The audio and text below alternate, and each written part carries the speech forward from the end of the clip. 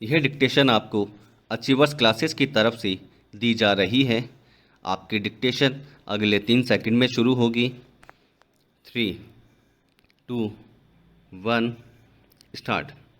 उपसभापति महोदय, आज का दिन केवल भारतवर्ष के लिए ही नहीं बल्कि सभी देशों के लिए एक बहुत ही शुभ दिन मानना चाहिए, क्योंकि आज ही के दिन महात्मा गांधी जी ने जन्म लिया था और यह हमारे देश का सौभाग्य था कि उनका जन्म इस देश में हुआ। 80 वर्षों तक काम करके और एक प्रकार से अपना काम पूरा करके वह चले गए और जो काम वे अधूरा छोड़ गए उसका भार जो लोग बच गए हैं उन पर पड़ गया है। आप जानते हैं कि महात्मा जी ने अपने जीवन में जितने काम किए वह सब एक सिद्धांत के अधीन और एक सिद्धांत के अनुसार थे। उनका कार्यक्रम जब तब समय के अनुसार बदलता था और बदल सकता था, पर वह जो भी कार्यक्रम बनाते थे अपने सिद्धांतों के अनुसार ही बनाते थे। उनके चले जाने के बाद जब हम सभी बातों पर विचार करके देखते हैं तो ऐसा मालूम होता है कि उन्होंने मानव जीवन के और विशेषकर भारतवर्ष के लोगों के जीवन के किसी भी पहलू को अछूता नहीं छोड़ा और सभी विषयों पर केवल अपना मत ही प्रकट नहीं किया, बल्कि जो जो प्रश्न तथा समस्याएं सामने आई सभी को सुलझाने का कोई न कोई प्रयत्न उन्होंने बतलाया।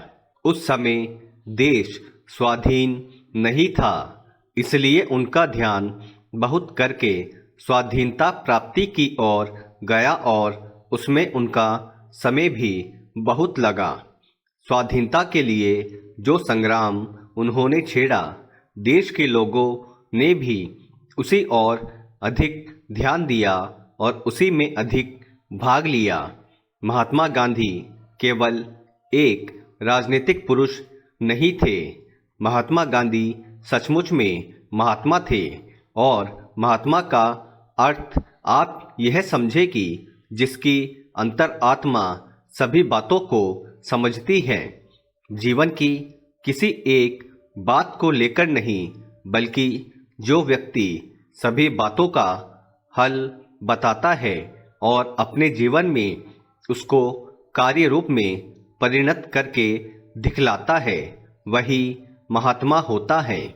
इसलिए आज जब महात्मा जी नहीं रहे और जब हमको किसी प्रश्न पर सोचना पड़ता है तो हमें यह चीज़ ध्यान में रखनी चाहिए कि हम उनके सिद्धांत के अनुसार जो कार्यक्रम बना रहे हैं वह उनकी दृष्टि से ठीक उतरता है या नहीं। पैरा, आज हम सबको एक बात मान लेनी पड़ेगी कि जब से हमने स्वराज्य प्राप्त किया और उसके थोड़े ही दिनों बाद महात्मा जी चले गए तो हमारे ऊपर कई प्रकार की विपत्तियां आई। हमारे सामने नित्य नए नए प्रश्न तथा नई नई समस्याएं आती रही और हम अपनी बुद्धि के अनुसार उनका हल निकालते रहे, पर हमको यह भी मानना होगा कि हम उस प्रकार का व्यापक विचार नहीं कर सकते जितना महात्मा जी किया करते थे। हम लोग किसी एक चीज़ को लेकर उसमें बह जाते हैं कि वही एक चीज़ है जिसको महात्मा जी चाहते थे और इसी कारण लोग गांधी जी के साथ रहे हैं। पैरा, उपसभापति महोदय, हम गांधी जी की सारी सीख केवल एक ही चीज में सीमित कर देते हैं और जो दूसरे विषय हैं उनसे अपना मतभेद स्पष्ट रूप से प्रकट किया करते हैं। उनके जीवन काल में उनका जीवन किस प्रकार का था उस ओर हमारा ध्यान नहीं जाता। इसलिए मैं तो यही चाहता हूँ कि जो मौलिक चीज़ें हैं उनको यदि हम ठीक रूप से समझ जाएंगे तो हमारे लिए उन समस्याओं को हल करने का मार्ग भी शायद ठीक रूप से निकल सके।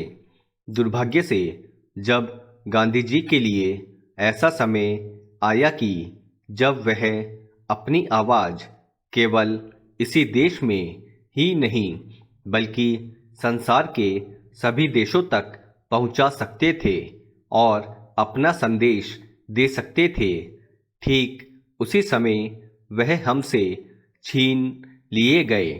परंतु उन्होंने लिखकर, कहकर और उससे भी अधिक अपने जीवन में बरत कर जो कुछ दिखला दिया है वह हमारी सभी समस्याओं को हल करने के लिए काफ़ी है यदि हम ठीक रूप से समझें और काम करें।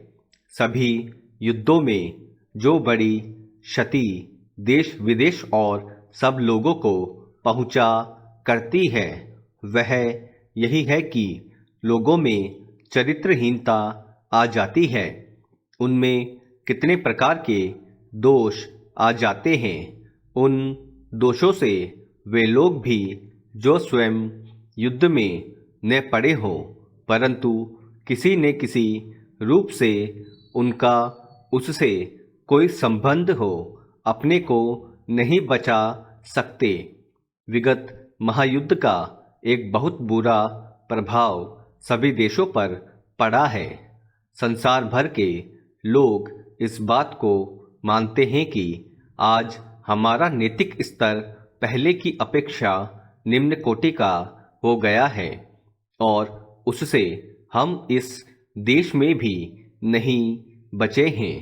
मैं यह नहीं कहता कि वह केवल युद्ध का परिणाम है। हमारी अपनी कमजोरियां भी हैं तथा अन्य दूसरे बाहरी कारणों का भी प्रभाव पड़ा है। पैरा महात्मा गांधी जी ने अपनी तपस्या के बल से हमारा पथ प्रदर्शन किया और हमें बहुत ऊंचे तक उठा दिया था। उनकी तपस्या के बल से ही हम में एक प्रकार की स्फूर्ति, एक नया जीवन, सच चरित्रता और त्याग की शक्ति आ गई थी और उसी के बल पर हम आगे बढ़े। पर यह दुख की बात है कि उनके चले जाते ही हम बहुत नीचे फिसल गए और ऐसा मालूम होता है कि फिसलते फिसलते अब हम शायद गिर भी गए हैं और कुछ देर में हम चित भी हो जाएं तो कोई आश्चर्य की बात नहीं होगी। इसलिए यह अत्यंत आवश्यक है कि यदि हम गांधी जी की शिक्षा को समझने का प्रयत्न करें और उसके अनुसार चलना चाहे तो हम उनके मौलिक सिद्धांत सत्य को ग्रहण करें और उसे कभी भी छोड़े नहीं। एक इसी चीज को लेकर हम में जितने दोष हैं हम उनको दूर कर सकते हैं। हम कमजोर तो पहले से ही थे और हम में उतनी शक्ति नहीं आ पाई थी कि हम अधिक भार सह सके। इसलिए उनके जाते ही हम फिसल पड़े। स्टॉप। दोस्तों, अगर आप चैनल पर नए हैं तो चैनल को सब्सक्राइब करना ना भूलें और बेल आइकन पर क्लिक करें। Thank you.